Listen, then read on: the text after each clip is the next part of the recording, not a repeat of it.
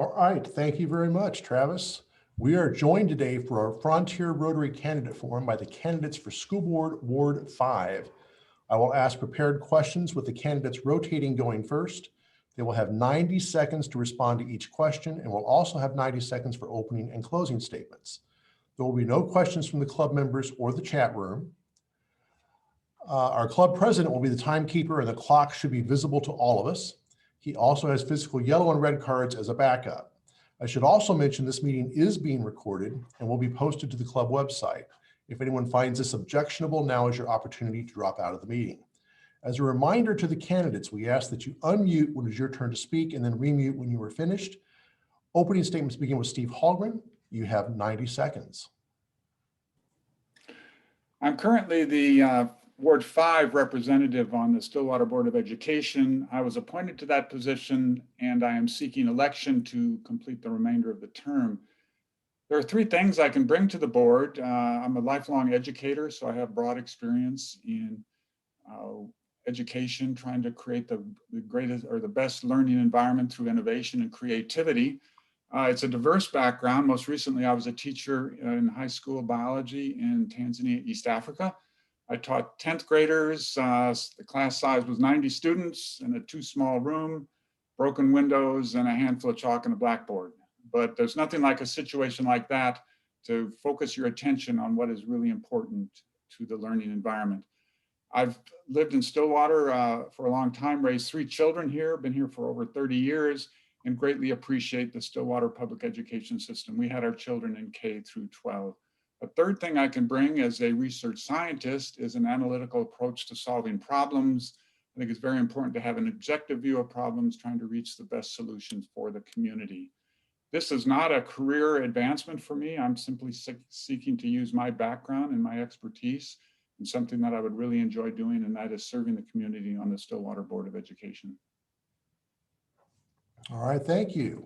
Jeanette Burkhart, same question, or opening statements. Hi, my name is Jeanette Burkhart. I'm a new face with a new name. I'm relatively new to Stillwater compared to speaking to everyone else. I've only been here for 7 years. My husband and I moved here with our kids. He had offered a job at Ditch Witch, which we took. We have 4 children. All of are in the Stillwater school district. I have a freshman, a middle schooler, and 2 elementary kids. So I am in the trenches in all of this. Luckily, I'm a stay-at-home mom for right now and a grad student through Oklahoma State University through Fire and Emergency Management. Been researching COVID here that's the topic of my thesis. I was also on the OSU COVID response team, so I helped write the book on how to return to campus safely for the campus. I grew up in rural Wisconsin, so I'm not afraid of hard work. I grew up baling hay and picking rocks. We had tornadoes that hit, train derailment. We came together as a community with hard work, and this is what Stillwater School Board is going to be. We need hard work to get us back on track for the next 4 years and to heal as a community, and we need a plan, and together as a community we can work together. We are all in this together, and we all want the kids back in school and what's best for the kids. Thank you. All right, and Marshall Baker. You bet. Well, first, just thanks to everybody. This is a great forum. I just want to make sure you know who I am. And I know most of you. I've worked with many of you being a longtime Stillwater resident. But first, I'm a parent. And I think right now with the school board election and with what's going on with schools, I've got a kindergartner and a 2nd grader. And my wife who's on this call, her and I are in the trenches right there with Jeanette. And I think that that's such an important context right now, is seeing and being a part of that process. Second, I'm an educator. And so I really do believe that I was told by a mentor, don't just live in your town, but invest in your town. And I really do think when you look at schools, I mean, my entire career is looking at schools as a system that brings equity, that brings services, that bring education. It's a social system that is so valuable. That's my career. And so if there's one way I can serve, I've been a principal in town. I've been a teacher at multiple districts. I currently consult schools that are trying to go back post-COVID. So if there is a place where I should raise my hand and help my city, not just live in my city, this is it. I'm also a leader, and I look forward to doing what I can to influence in probably the most important 4 years of our school's history. So thanks for having me. All right, Marshall, thank you. The first question goes to you. The Stillwater Board of Education and Administration have taken specific actions directed toward containing the spread of COVID-19 and protecting the health of students and staff. However, it seems no matter what the board does, the decisions are wildly unpopular. How do you evaluate these actions, and what, if anything, would you advocate doing differently? Yeah, you bet. Nationally, this is happening nationally, right? I'm working with schools all over the region, and it is not an easy position. None of the positions are easy positions right now.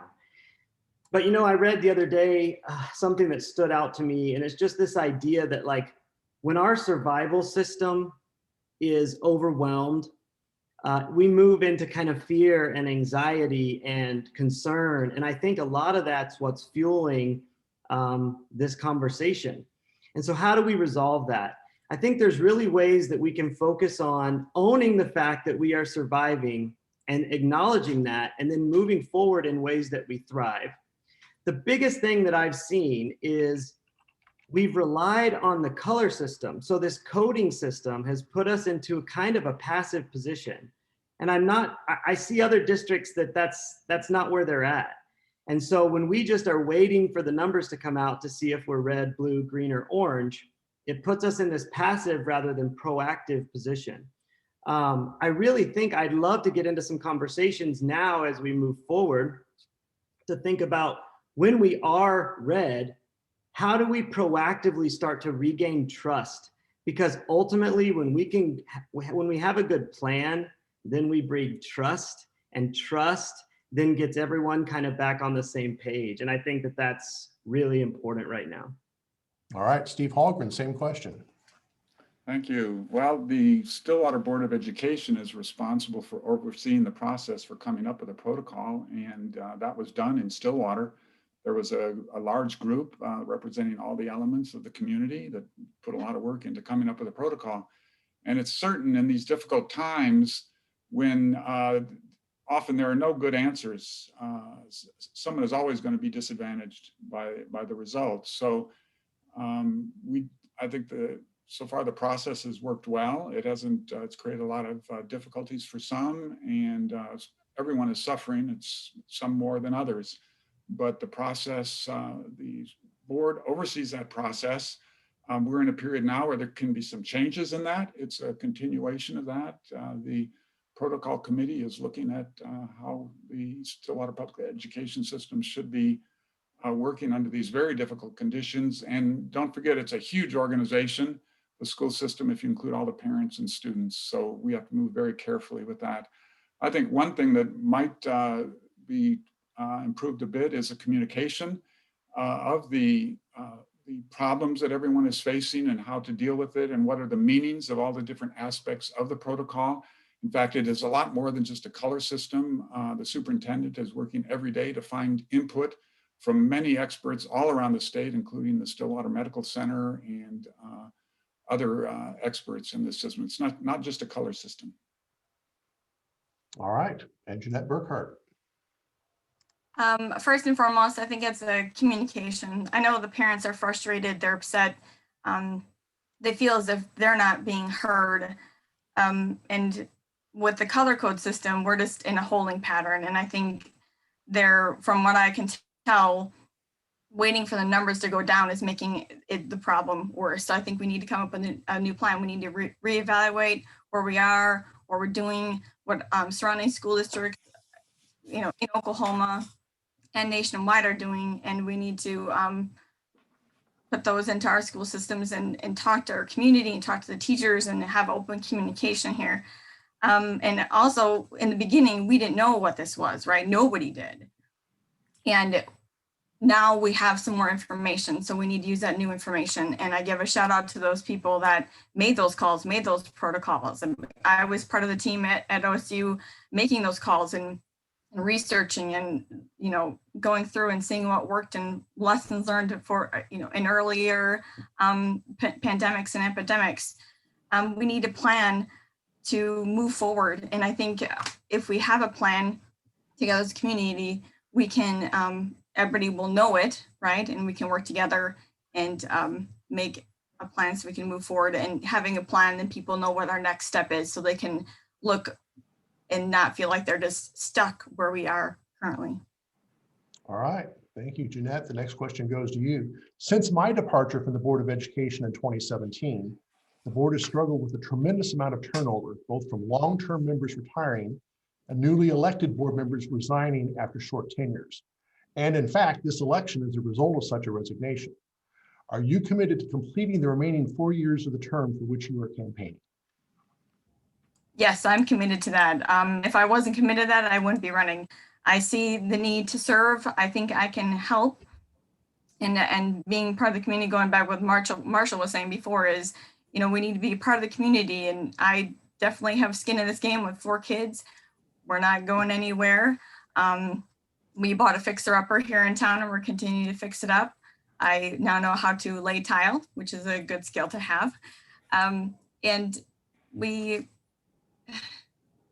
planning to live here for a long time. My kids love it here. They, in fact, do not want to move. We've had several friends leave the school system and move someplace else. And my kids are worried about that. And we had a family meeting about that. Like, we're not planning to move anywhere, and this is where we're going to stay. Unfortunately, turnover is a topic of conversation in Stillwater. We moved here, like I said, 7 years ago. And we've had many friends come and go. I think there's only 2 families that my kids are friends with that are still currently here. Being at OSU's town, people move out, being with OSU, they get a better job and they move. And that's, for their career. And I don't blame them for that, but that's what we see. And hence we have turnover in the board as well because of that factor. All right, Marshall Baker.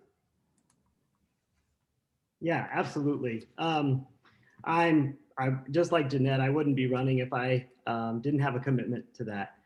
My wife and I, we were in Stillwater for a long time, and then for a professor, the natural progression is I had some grants that landed, and my science in experiential education and school design really took off. And so we had that chance that to get more funding for my research, and so we took that. And my wife and I, at a really great restaurant in Raleigh, we're sitting there and we just looked at each other and said, do you miss Stillwater? We followed our career, but we feel so invested in our home and our town. And we just decided that night, we're going to move back. And we're not sure what even all that looks like, but we want to live in Stillwater, and that's our home. It's where we want our kids to be raised. I want my kids going to school at Westwood. We bought a house and renovated a house so that our kids could walk around the street to our community-based school. And we are passionate about this town. And I think a part of that is realizing right now, my decision to run is just understanding that for all of you in this room, your businesses, the law firms, the university, the quality of education, the ability to retain and recruit great teachers, the school systems are critical to all of these issues. So yes, I'm in it to win it. All right. Steve Hallgren, same question. Yes, thank you. We're here for the long term. We raised 3 kids here. The children have scattered all over the country, but we love Stillwater. We love the community, and we're still in the house we bought back in 1986, and it's an ideal location. I see no reason to leave the community, and I certainly am committed to the school board, especially. We have 4 years remaining in this term. That's definitely going to be here. I look at it as a great responsibility. Also, it has a lot of interesting aspects to it, being such a difficult time. It's a time when you especially need good leadership to kind of keep things moving smoothly and not rocking too much. So I'm very eager to serve on it. I'm certainly going to be here through the entire term. No plans to go anywhere.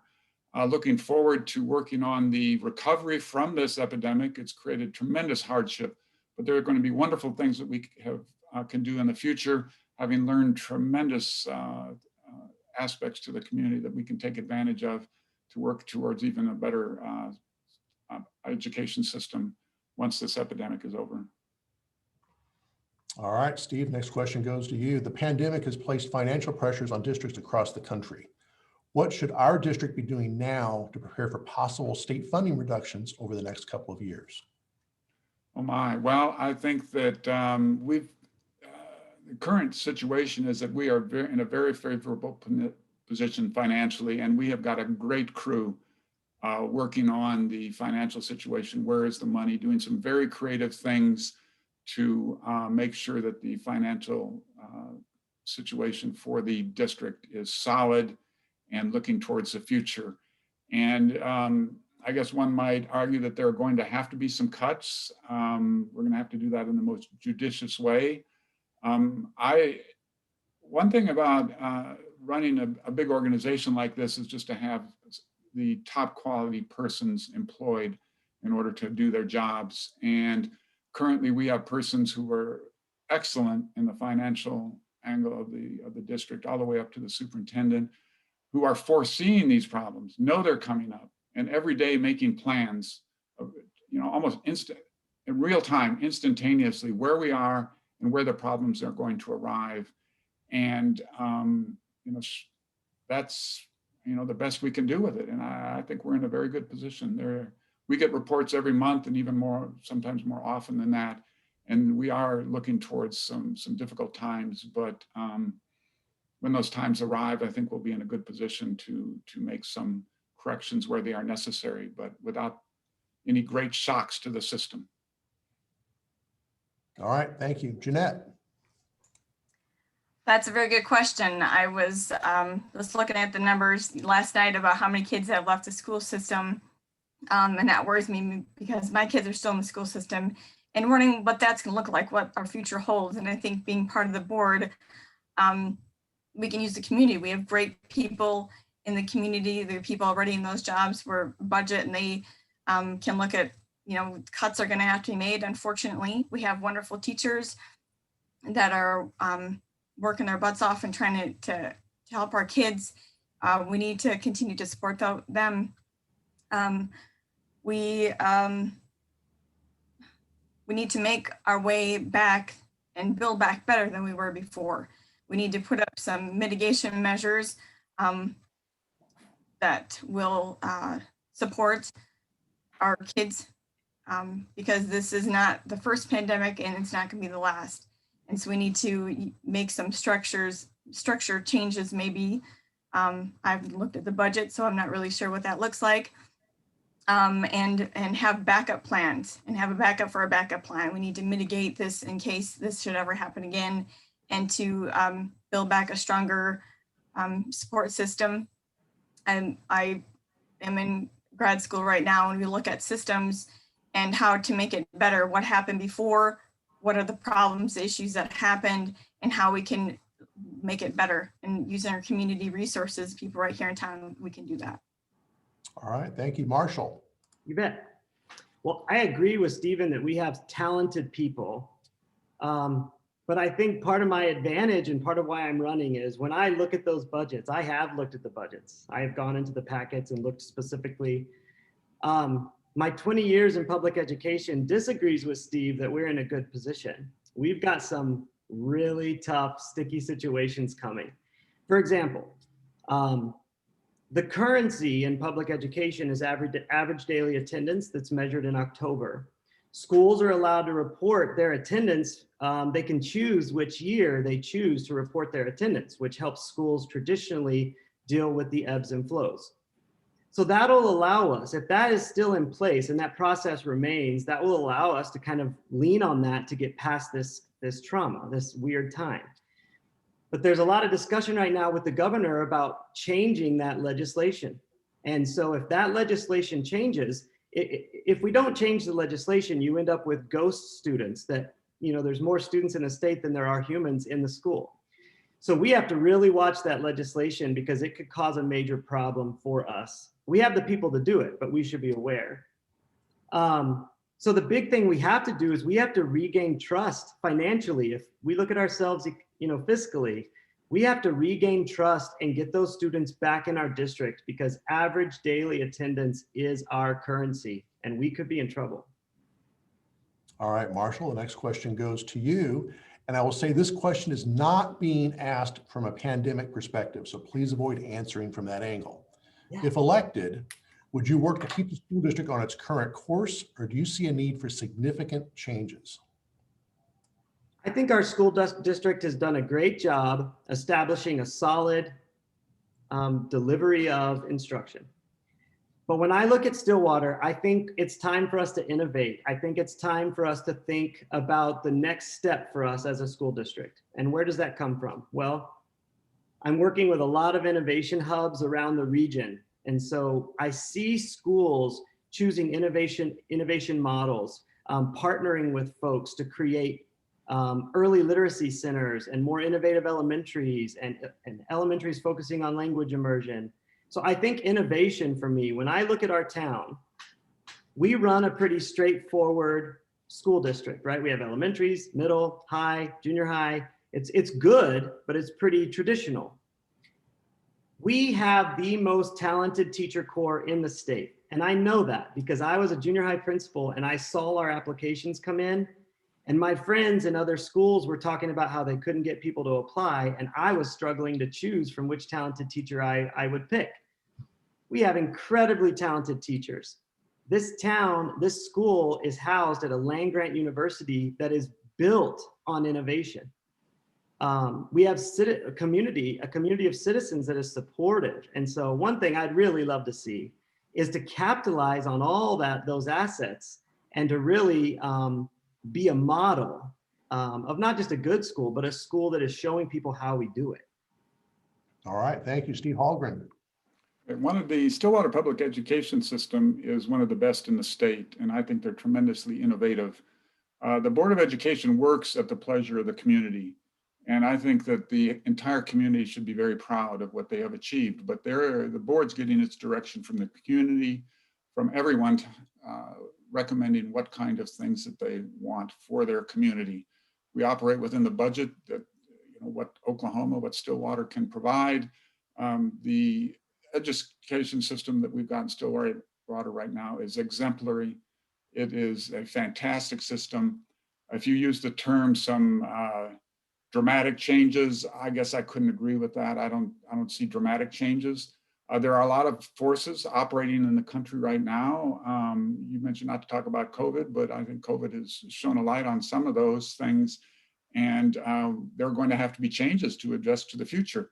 I think our school system is ready to do that. I visited a lot of the schools, talked to teachers, talked to administrators, Kathy Walker, and you talk all the different programs that our school system is doing already, trying to do the best with them. Some of them are so new that they haven't even been completely innovated or implemented yet. We're still learning how to do them. I think the school system is on a good track and ready to take on innovation when it presents itself. Okay, Jeanette Burkhart. I love Stillwater school system. We can't really complain much about it. However, I think that we need to look towards the future. I think we need to up our curriculum in math and science and reading. We have wonderful teachers. My kids have had many of them. And I think we need to let the teachers think outside the box a little bit. More so than we have, because we have all these rules that we have to abide by with standard testing, and I totally understand that. But I think not every child, I know every child does not learn the same way. We all have our different personalities and how we learn. And I think the teacher knows the children's best in the classroom, and they know what kids would work better by, looking at it, visual learning, working with their hands. I think we have tremendous resources here in Stillwater, OSU being one of them. I know that we have assistant teachers come in and help the kids from OSU, but I think we could use, what about the engineering field or the architecture students can learn something. And I'll have like, these guest speakers per se come in and really, get the kids excited about what jobs are out there and what they like, and let them try new things so they can see what they really love and are passionate about. All right, Jeanette, next question goes to you. How should the school board be evaluated? In other words, how should we as citizens measure your success? That's a good question. I know the Oklahoma is looking to change that. I know there's a coming out on that this public can get rid of a board member. I think that's good if they're not speaking for you, because we are elected officials, correct? And we speak for the people. And if the board member is not speaking for the people, I think they should be, get the cane and get them out of there and get somebody in there, and hold another election. And so they are actually speaking for the people. Political topics are really hot right now. The country is in an uproar, should I say. And I think that's good that we need to have people that speak for the public. And if they're not, I think they should be taken out of there. All right, Marshall. Can you repeat the question for me? Sure. How should the school board be evaluated? In other words, how should we as citizens measure your success? Yeah, you bet.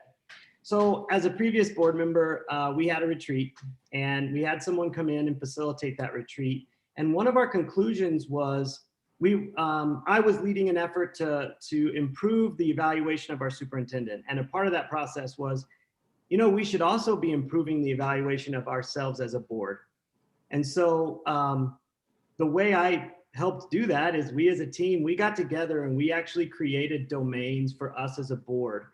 And so you may have seen this, you may remember it, but being the OSU researching professor, I got on Qualtrics and we built out an assessment that we sent out to the community, and it assessed us on the domains of a good board.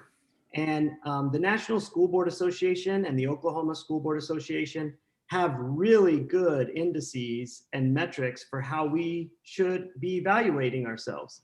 And so we were able to take that, move it out into the community. And in the same way, we looked at the superintendent and said, is the superintendent delivering what our community is wanting? It gave us the opportunity. We sat in the boardroom and we looked up at a board and we were able to look at data on where the community saw us doing well and where we could improve. And the nice thing from that is it moved us directly into specific areas of improvement. And I think that that's part of being a good board that's being accountable. All right, Steve Hallgren. I think a lot of persons would be kind of amazed at how limited the responsibility of the school board really is. The school board hires the superintendent. The school board works to set policy and to oversee that policy and to oversee the performance of the superintendent. So if the school system is working well, everything is functioning perfectly, the community wouldn't even know there was a school board. The school board only comes to prominence when things aren't going well. And I think that's the way it should be, is that a well-functioning school board, you should be focused on all of the accomplishments of the school system and not worrying about the school board. So deficiencies in the school board, they would become apparent pretty quickly. And I think it's important that school board members do recognize that they have to stay within the rails of what a school board member is actually supposed to do. We're not running the district, and we work at the pleasure of the community. If there's going to be any innovation, any great changes, it's going to have to come from the community. It comes from the community at large. It doesn't come from the school board members. We're working to enact policy that serves the community. And again, I would like to emphasize again the high importance of communication with the community. Why are decisions made? What does the community want? Helping to explain what's going on. All of that contributes dramatically to a well-functioning school system. All right, Steve, next question is yours. Other than the pandemic and its effects, what is the most critical issue facing Stillwater Public Schools right now, and how do you propose we address it? Well, some of the issues that are very strongly important came from the members of the community, especially some of the teaching staff. Now, they're very very concerned about childhood trauma and how the school district deals with that. And at first, people think, well, it's called childhood trauma, but it's not only that, it's the family where this might have originated. It's how the school system works with students who have this kind of a problem. It's also teachers. I mean, every one of us was a child at one time. All of us had a childhood experience, and some of that trauma lasts forever. How is a school district working with that? Because not only does it affect the learning of the student, but it could affect the performance of the teacher if there is trauma in the background. And I think there's a lot of very innovative or very creative research done on this and ways we should handle it. And that's one thing this district should be working towards, is in that area. And they already are, but we need to stay in the forefront of that. Another issue which has come to the fore recently is social justice. We need to make sure that our community, our education system actually is making all of that's what we're talking about. Economic freedom is equal for everyone to communicate, to participate in the community to their fullest. We have to make sure that everyone is getting equal access to the resources of the entire community and the school system in particular. All right, Jeanette.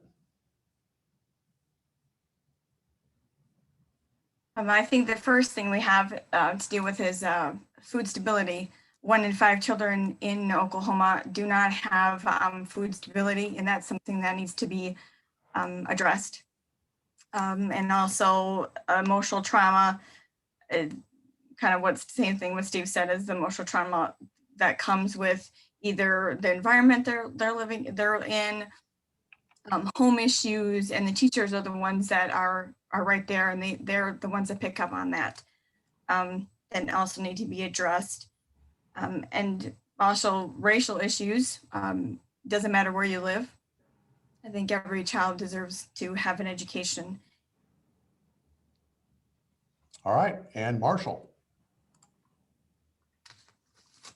Yeah, and I want to respond too. Like, I think the board position is actually really important. And I think as an educator, I knew how important, Kevin, you were on the board when I was an administrator. So like, I know how important that role is, but I do understand it's not about telling people how to do it, but it is identifying what to do and helping be a part of that team. And so for me, there's 4 things. First, we've got to engage parents. Right now, it's concerning to me. Like, we have lost trust. People are upset, people are mad, teachers versus parents, parents versus teachers, teachers versus teachers, high school versus elementary.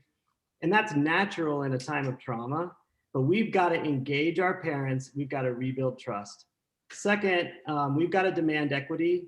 I think when you look at the tech gap and what has been exposed during COVID, we now have to look in the face the fact that not every kid is equipped the same.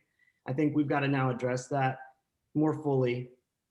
Third, we need to educate the whole child. As a parent and married to another working person, like, we're stressed and tired, but I'm telling you, our kids are exhausted, they're anxious, they have lots of needs, and the schools are the provider of those needs. So we have huge work to do in that area. And then finally, I think we have to rethink assessment. The days of just testing, we've got to rethink, because now diagnostics are more important than ever.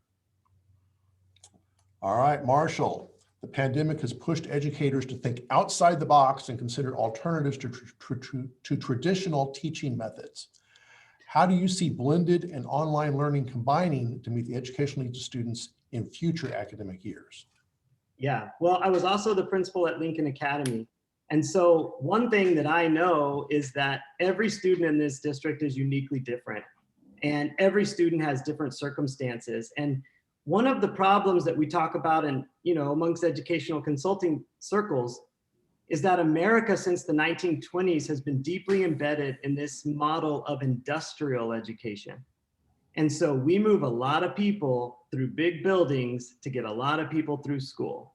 And what's being really questioned and rethought during the pandemic is, how can we move to a more modern model that is more independently designed?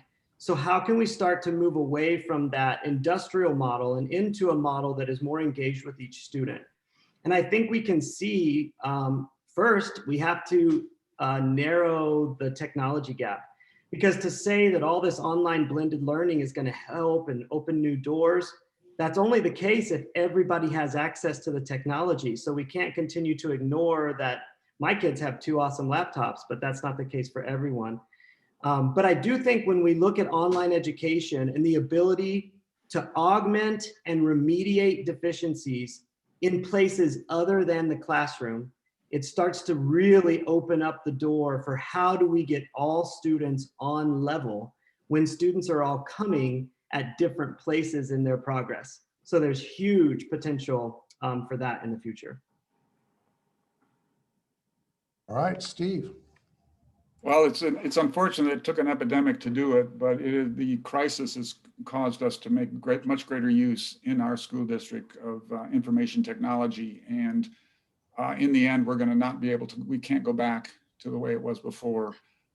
Information technology is the future when you're talking about automated cars, all sorts of things. There's no way to get around it. It is the future. If you don't address it, you're going to fall behind. The Stillwater school system is very well placed to make use of this technology. And I've talked to many teachers, and some are embracing it more quickly, better than others, but that's just part of a community effort. We have to recognize that some are going to be ahead in this than others. But we need to address that issue. How is the information technology going to be part of the future for the Stillwater public education system? And it's definitely there. We need to make good use of it. And another thing is, I think the pandemic has showed us how education is actually a total community affair. It's not just the school system and its teachers, it's the entire community that have an incredible effect on how education is conducted in the community. We are all responsible, every one of us, for the education of our youth, bringing them up in different ways. I think we've seen that with this epidemic, and we need to really look towards that in the future to recognize how important the total community is for the education system. All right, Jeanette. Could you repeat the question? Sure. The pandemic has pushed educators to think outside the box and consider, yeah, that's the right question. The pandemic has pushed educators to think outside the box and consider alternatives to traditional teaching methods.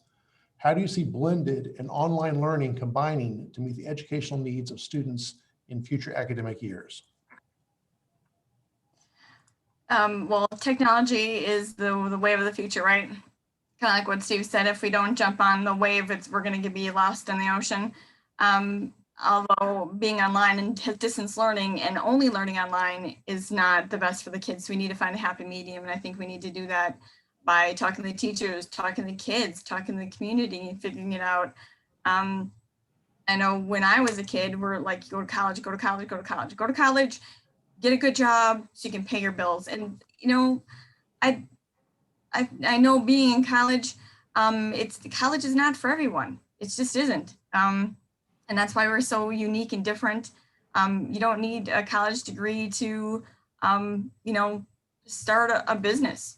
You don't need a college degree to do many things. And my dad's a plumber. He does not need a college degree to do that. He did go to, school, and he was a apprentice for a while, but there are other things we can do for our children. It does take a village to raise a child.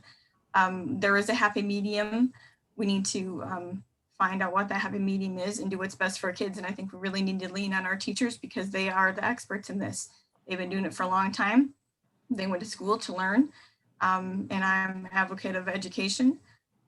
We need to use our resources, and our teachers would be the best to do so. All right, Travis, I'm going to go ahead and ask my last question. So we're going to go a few minutes over our allotted time. Jeanette, it is easy for all of us to find fault with public schools. However, what is one thing that our district has done particularly well in the past couple of years? That is a good question. It is easy right now to find fault with anything and everybody, down to policies, procedures, politics, everything. But I think what comes across in Stillwater is that we are a tight-knit group. We love our kids, we love our community. We're here to serve and to help each other. I love it when I go to the store and it's the Southern people opening doors and helping each other out. And if you drop something, somebody will pick it up. That's just how I was raised, and I love that Stillwater feels like home to me, because it is home. We lived here for a long time, and this is where we want to raise our kids, and it's a great community, and everybody's friendly. When we first moved here, I'm from the north, and so when we first moved here, the kids, we went to Walmart, and there was a grandma came up to us, and she was talking to the kids, and how old are you, and what are you doing, and blah blah blah. And my kids were like, oh my goodness, it's stranger danger. And I'm like, no, we talked about later, and I said, people are friendly here. They generally want to know how old are you and how your day was going and what school you go to, and if you like to ride your bike, and it's okay to answer questions, because she just wants to know you. And that's why we love Stillwater. All right, Marshall. Yes. So I would say when I think about the successes, there's 4 things that come to mind. The first is when you drive around and look at the previous bond issue, and honestly, our buildings just didn't look, they just weren't the best. And working in one of the buildings that struggled, it impacted my ability to make learning fun. If you look around this town, we have amazing facilities. We've invested in those.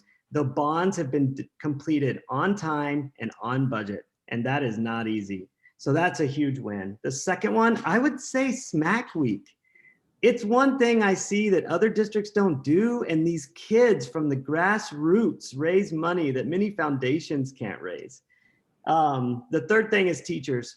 Today, Tara Mitchell drove to my house and gave my kid a 100-day cookie because she's just amazing. And so is Miss Seacrest. And I think the teachers in this district have to be, the recruitment and retention of our teachers is a huge success. The last thing I would say, ACT scores, good or bad, no matter what you say about them, they seem to be an indicator of what's been done from K all the way through 12. And one thing in Stillwater is you can see that there has been good development when you look at our scores in comparison to state averages. So academically, you have to talk about those goals. And I think we show indicators that we're doing well in that area. All right, Steve Hallgren. Well, unfortunately, over the last 5 months, I've gotten a chance to look at the school system a little more closely than I normally would have, and I've been impressed. I think the school system has a great team, administrative team from the superintendent on down, that is functioning like a finely tuned machine, keeping the system going, making sure the finances are there. I know it isn't always the case that a district is financially in good situation, and the Stillwater system is definitely there. And it took an incredible team to put that together. I met with teachers and learned out the incredible effort they're doing. So bravo to the system to hire these high quality teachers. Many of them are young, but they're adapting to the very difficult conditions we've got during this pandemic. It's an incredible team. You're always going to be looking towards recruiting more and trying to make improvements, but we have an incredible team of teachers working right now. The other thing that I would like to highlight is some of the personal attention that the district gives that I'm not sure everyone is aware of unless they are the recipient of it. I visited with the transportation office, and they track every kid all the way home. Kid gets on the wrong bus or the wrong person picks the kid up that they didn't know about. They know where the kid is going. They go to find out, make sure that kid gets home. And that's for every kid in the district. Another thing is all of our teachers, even those doing virtual teaching, are looking for those students who are having trouble, and they are making visits to the houses where these children are. The level of personal attention, I was just flabbergasted by. I'm very much appreciative, and I think the district continues to offer that. All right, thank you. Now we're going to proceed to closing statements in the opposite order of the opening statements, beginning with Marshall Baker. You have 90 seconds. Awesome. Thanks, Kevin. Well, again, I just thank you guys for being engaged. I appreciate you guys wanting to know and asking us to come. I also throw my hat to Jeanette and Steve. It is not easy to run, you kind of put yourself out there. So I always respect people that are willing to do that. For me, it's like, how do you distinguish between the three of us? And the thing that I would offer is I understand the role of the board. I understand that we're setting policy.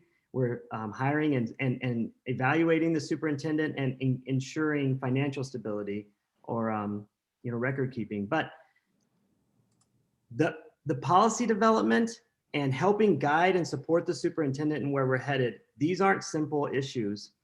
And sometimes I think for me, bringing 20 years of working in public education, I see educational challenges with more clarity, I think. I've been in the schools, I've been an administrator, I have relationships with these teachers, and I really do think that our school right now, we have a moment. We have a very small moment where our normal has been disrupted. And though that's been hard, it opens immense possibility for innovation if we can grasp that moment. And so that's why my hand is up for this position, is to help make that happen. So I'd appreciate your vote. All right, thank you. Jeanette Burkhart. Thank you. I'm a new name and a new face here in town. I think after listening to many meetings and questions that we've been through on virtual, I can agree that we are all in this together. We all want what's best, and I think we want what's best for the kids. We need to plan. We need to we need to plan for the kids and to get there as a community, because we're all in this together. It takes a village to raise children. And being part of the board, I understand being part of the board, it's policy and evaluation and overseeing the superintendent. And yes, if the board was running smoothly and if this community was running well, the board would be, as my kids would say, ninjas. They were there, but we wouldn't see them, type of a thing. This next 4 years is going to be tough. I'm in it for the long haul. I'm in it to win it. I have the gumption to move forward as about leadership. I'm very goal oriented, and when I set my sights on something, I achieve it. Having 4 kids and being in grad school is not easy, but I'm almost there.